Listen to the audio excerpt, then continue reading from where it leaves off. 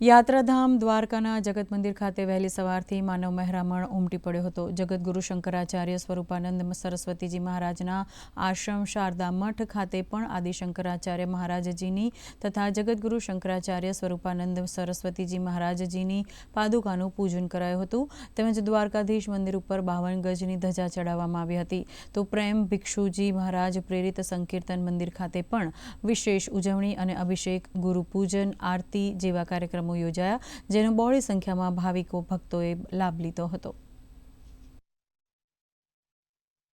આજે ભગવાન દ્વારકાધીશજીના જગત મંદિરની અંદર ભગવાન દ્વારકાધીશજીની શ્રીચરણનું પાદુકા પૂજન કરી અને ગુરુ પૂર્ણિમાનો ઉત્સવ મનાવવામાં આવ્યો।